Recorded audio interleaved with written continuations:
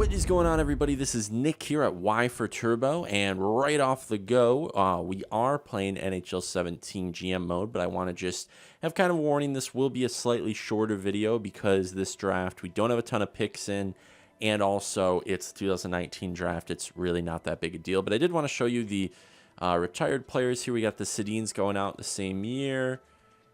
You know, we got Verbata, Mechanics, and Hoodler. I kind of jumped down. I've already noticed a lot of weird lag in this, so that's kind of weird. Eves is the only player that left our team, but it's fine.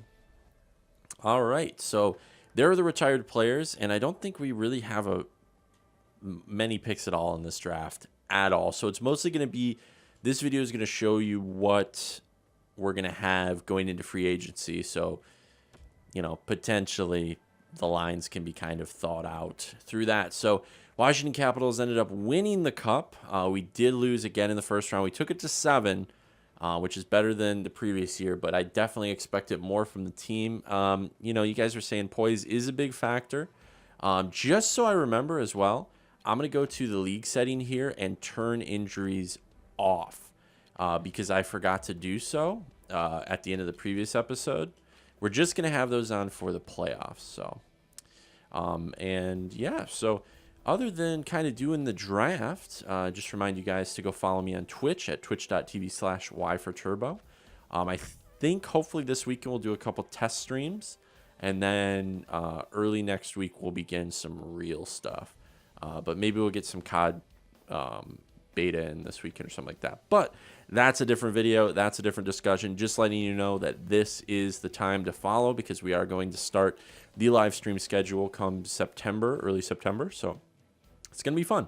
All right, let's just go into the draft. I don't think we really need to do anything else. No trades were really suggested. I know Grimaldi was one of those that we, you know, we're going to potentially trade. But, you know, I don't think we're going to trade up in this draft. It's definitely not a good draft, as everyone was saying. So there's the top 30 picks, and we have none of them. So I think I'll just go ahead and sim this round, and we'll see who was picked up in this. You know, and then maybe we'll go ahead and sim to use your pick after that. But I do want to see what the potentials look like in the first round, just in case, you know, we want to keep our eye on anybody. So there is a couple elites here. So a left wing power forward helping the Penguins. That's really going to help the top 6. Nikitin for New Jersey. So they're looking pretty good with power forward as well. Then it falls down to top 9. Okay, we got a stand-up goalie for elite. Is that Smolinski? Top 6 grinder. That's pretty interesting. Look at that. Red Wings get an elite goalie. And then we start to see a bit of a fall. Okay, there's some top 6. I was thinking we would see some top 9. Not too bad going in the 20th pick. A lot of top 6 guys, actually. Okay, we're starting to see some AHL. And we're at top 9 here. All right, so I don't even think we have a second round pick. Just go through this real quick. Yeah, it doesn't look like it. So let's just go sim to use your pick. See what we can get. I mean, we traded away a ton of picks to acquire the team we've got now. So next year we'll have a lot of picks, which next year is going to be a big draft. So make sure to leave some comments down below with anybody you know in the 2020 draft that we should definitely go after. You know, because I think that we can really get after someone here. So we do have a 4th round pick. I'm going to use it. I think it'll be fine. You know, just try to see what is best potential here. Okay, this sniper guy is AHL bottom 6 potential. So he might actually be like a low AHL top 6 sniper, which wouldn't be a huge deal. I just think that we're not going to get much of anything in this. Might be kind of funny to get like a goalie or something. But I think I'll do this Russian sniper guy. You can't really go wrong with the Russian mitts on the shooting side. So let's see here. A couple things are pretty developed. He is 18 and he's got some 70s that are up in the green. So yeah, let's just do it. Let's just go for it and see what happens. I can't really, you know, try to find a piece. Yeah, low HL top 6. So thank you guys for letting me know, by the way. I'm getting a lot better at reading players, especially ones we've scouted a bit. So that's pretty good. We can, you know, we'll probably have a deeper prospect pool come the next year or two. So probably won't make any lineups, but we could always try to shoehorn him in. But he'll probably, what is it usually for the low AHL top six? Is that like mid 70s typically? Which is fine for the AHL, or you know, maybe we could get him up to a certain point where he's above his potential and use him as just slight trade bait for, you know, pushing a trade over the edge. So not a big deal. This, like I said, guys, this isn't going to be the most popular draft video that I have because it is going to be pretty low key. And this is the first video I'm making since the franchise mode trailer did come out for NHL 18, and I'm thinking it looks pretty good, especially with the draft changes that they've made. That looks really nice. Let's do this guy, high AHL top 4, 2A guy. Might be able to help down in the AHL at some point. And, okay, medium AHL top 2, so probably high 70s on that. What do you guys think? Maybe not like a 7th D guy that's low 80s, but something decent and serviceable. I like, though, that there's more dynamic scouting you can do, and the fact that you can potentially find a jewel in the 6th, 7th rounds. That's a lot better than what it is now for sure. This might be our last pick here in the 7th round. Let's like find somebody just funny to pick up. It's let's just do this goalie, AHL fringe goalie. He might be a AHL backup potential. Yeah, whatever. We can always throw him on a trade. It's nice to not get a ton of players we're never going to use. AHL starter. Okay, so this could be something that we just have in there as just an AHL guy of the future. I don't really mind that. I kind of like the that realism where it's like, you know, we're just picking this guy up in the late round. You know, maybe he finds lightning in a bottle, but most likely we're going to just see him as an AHL guy for his career. And, you know, that happens. You can't always just have constant players coming up and being in your system as prospects. Like, you know, that's why people sign on people like, you know, Gustafsson and things like that go play in the AHL for most of the year, come up for some injuries. There's people like that. So, you know, and we got to make the pick. Might as well. So let's go to contracts, see who's expiring. I think I have kind of a semi idea. I haven't played this in a couple days though, so I'm always a bit out of it. But this next year, I think, will be the year we really push for it. And then the following year is that 3rd year in the arc that I really want it to win the cup. So that's what I'm looking at there. Okay. Let's go. Yeah, let's go this way. So we can probably sign Dahlin this year. He'll play in the AHL. That'll be nice. Hopefully he gets up to 70. We can play him in the top 6. Or I'd rather play him in, you know, the top 4. These guys we don't really need to sign. I don't think anyone else we need to sign as of yet. Riley Nash we don't need to sign. I mean, we could for the AHL. He's a depth forward potential, I believe. Man, this is going so slow. Minor scoring. So he'll probably go down, actually, since he didn't get a lot of time last year. Maybe he'll be like a 78 or 79, which I don't want to have a guy who's going to ask for a one-way deal be 78, 79 overall. Because he'll ask for like 1.2 and then be mid-70s when we could get guys down in the AHL that are really going to make a difference. Vermette, we could re-sign. He might want a lot less since he's only 80 overall because he's sad. He is 36 though, but imagine him as just like a first-line center on the AHL team, just like winning face-offs, developing our guys. I'm definitely going to wait to sign him until one of the last days because we don't need him. Barbaro's always nice to have down in the AHL. So these two guys we can wait till the last couple days. Man, can you see this lag? I mean, I know you guys don't see my controller, but wow, this game, August, and this game is still semi-broken. We can probably sign this top 6 guy here. That would be nice. Trotman's always good to have as like a 7th guy. Bork might be good to have just as a serviceable winger. And, you know, we did use him as an AHL player, so I'd like to maybe get him back. Confer, obviously, we're going to bring back because he's still growing. Faxa, we could bring back. That might be kind of cool. Jost, obviously, we want to bring back. You know, maybe trade, because you guys are saying we're just, we're not utilizing him. That's the problem. We got to play him above his role. Carlson for sure. We got to bring him back. Might be a what's his third line scorer. So he went up from depth forward to third line scoring forward. So we definitely got to play him in the NHL this year. Here's another guy we can play. Dowery, Sanheim, Zadorov, of course. Yeah, we got a lot of people to sign. Barzell, Marner. Marner's going to be in definitely. So these bottom guys here, we got to sign more so than I think some of the guys up in the top. And do we have any goalies expiring? Just to make sure. Picard is expiring. Okay. So he's exacted out at about 86. I don't know if that's 100% for sure. I mean, it says exact, but, he might still jump to like an 87 during the season. But 86 is definitely better than the 85 that he was. So I do like that. So, yeah, we can re-sign him. Varlamov was an 86 when we had him. So we basically have the same type of goalie. So let me go through here and sign a couple of our guys. We've got plenty of cap space available for all of them, I believe. And should maybe like one or two like decent free agents. But I don't know. Is this a year where we, kind of make a slight move with some of our depth guys that aren't clicking a couple years in?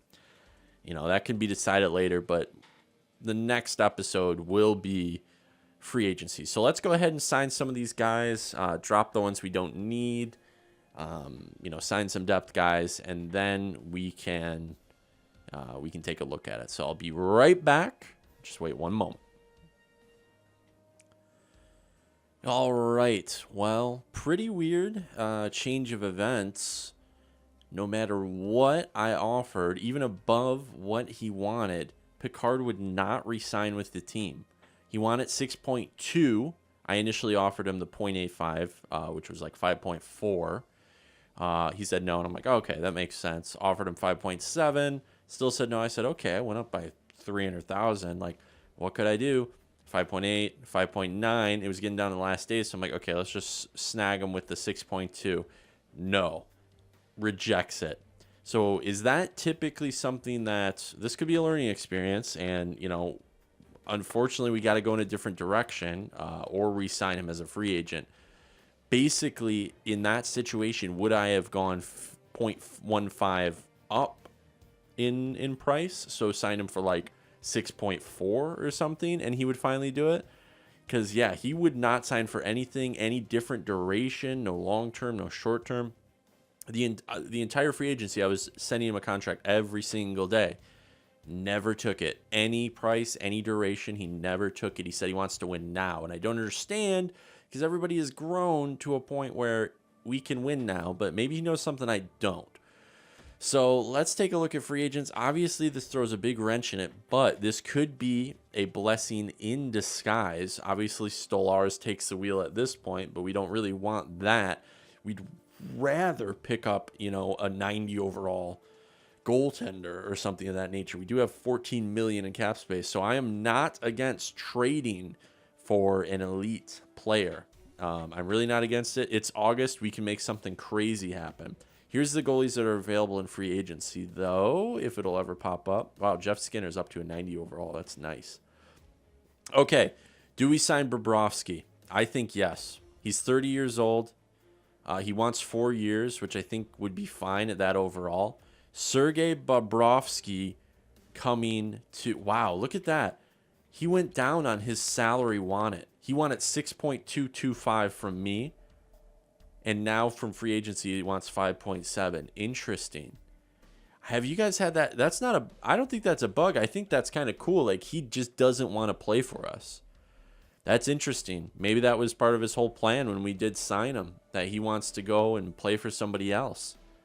But at 86 overall, if we can go, a couple... Like, obviously, we're going to have to overpay. We're going to pay Bobrovsky a lot of money if we do this. But we do have 15 million, roughly, $14.445 million in cap space. This takes up most of it.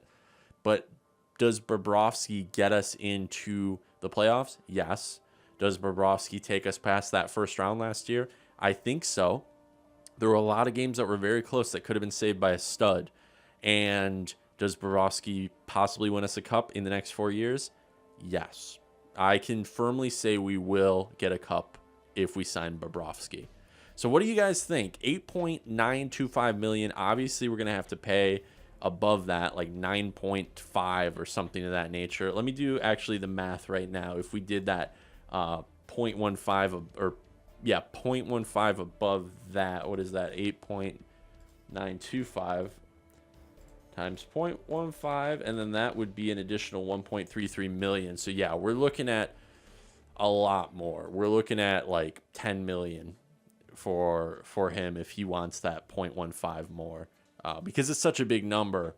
You know, 10% of it is like $1 million. So yeah, that's pretty crazy. I don't know if the math's totally correct there or if that's how it even works. But yeah, basically think about it this way, boys. $10 million taken for the next 4 years, but we win a cup in at least one of those years. Is it worth it? And he stays relevant for 4 years because he's not going to go down. 34 is when he starts trailing off. He's 30 now.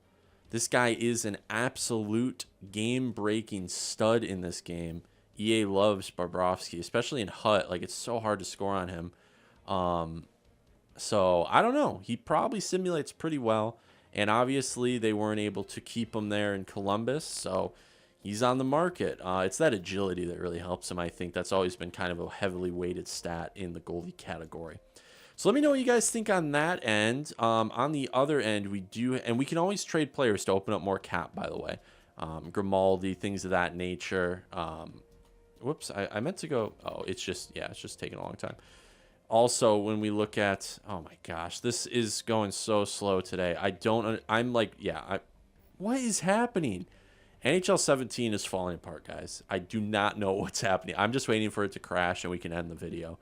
You know, do we trade away some guys real quick here and then sign some other? I don't know. I don't really think bringing in, oh, we could get Duchesne back. That'd be kind of funny. We don't need him, though. Skinner would be awesome. I mean, a left wing, you know, sniper at 90 overall, obviously, and then we could move down Hoffman and have two big, you know, that would be cool. But I'm thinking more so investing in a goaltender at this point because that's just the little push we need to take us over edge. And I still think we could go with the core we have now. Remember, we've got Barzal, Hosang, you know, all these players. We have Lemieux, who's going to probably be playing on the third line now. He's jumping up to, he's like an 84 now, so I'd like to see him around 85, 86. That would be really cool. But we've got a ton of great players at this point in the forward category. Defensive as well. So I don't think we really need to make too many moves in that case. So let me just actually, as we're here, I'll go ahead and show you what all characters we signed and what we're looking at, and then we can go ahead and end the video. We'll just go to trade so we can take a look at all the top stat guys, or the overalls rather, and make a decision through that, because I think forwards are going to be fine. It's looking into other realms. So here's overalls. So obviously 1, 2, 3. I think we're going to rather have Marner up there. So, you know, Marner should jump as well. Landeskog might jump as well. So if Landeskog gets up to 88, do we trade him away? He is a valuable power play guy, but, you know, this could be a, or rather, I mean, power play, yes, but penalty kill, I meant to say. Grigorenko might have to stay there on the second line. I don't think we can really bring in anyone else that's going to play center. Barzal, obviously, want to keep with that cannon. Hosang, now this is what I'm thinking. Maybe Hosang plays top minutes on the top line because of his playmaking skill, and he was killing it last year. Can you imagine him on the first line passing the puck to Hoffman and McKinnon?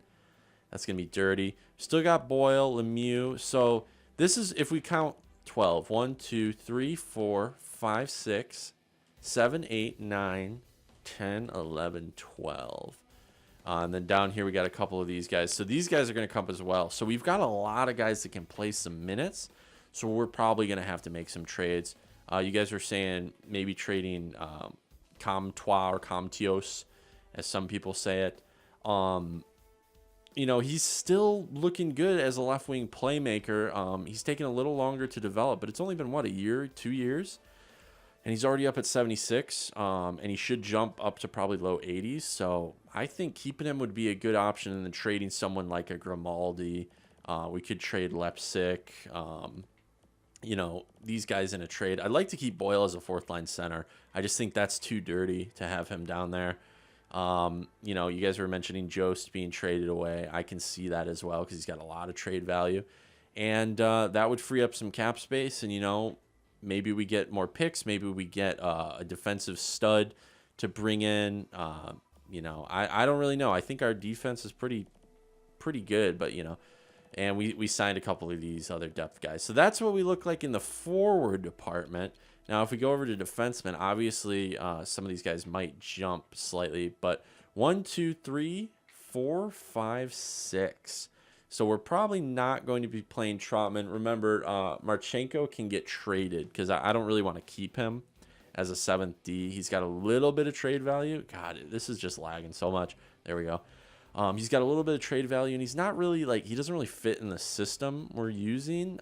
Unless, if we didn't have Sanheim or something, I'd use him, but, you know, we do. So I think trading him away with another piece would be really cool, you know, get a good prospect, or we do trade away some big guns that just aren't really getting it done, trade value guns, that is, and get, like, an elite guy. Like, if we trade Landeskog away and we get either... You know, that can open up for someone like a Jeff Skinner, or it could open up just a draft pick or something. I don't really know. It really depends on what we do with that. But then we're kind of falling down here in overall, so these guys we won't have to worry about. Dahlin's going to be playing in the AHL. It shows here, so that's perfect. So yeah, we've got. I think we've got a really good look. It's kind of one of those too many cooks situations. We got too many guys coming up, too many guys of good overall.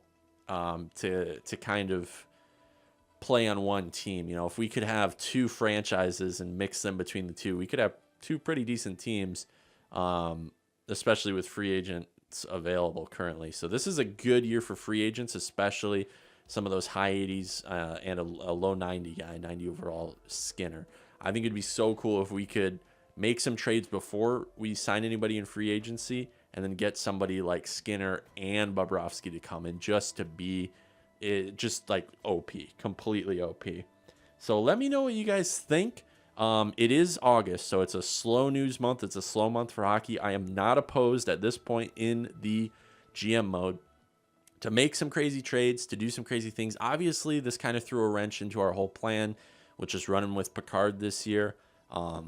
I'm blown away by that. I don't really get it. I offered him over what he wants currently in the trade market or in the free agent market, and he didn't want to come back. It's very strange. I don't know if you guys ever faced that, but please give me some advice down below for that in the future, because if that happens in NHL 18, you know, obviously I want to be prepared. So thank you guys again. I cannot say enough thank you. Make sure to follow us on Twitch because we are going to be doing some big things. I can't wait to announce it. I'm going to post probably some photos on Twitter as well, at Y4Turbo, if you haven't followed me there.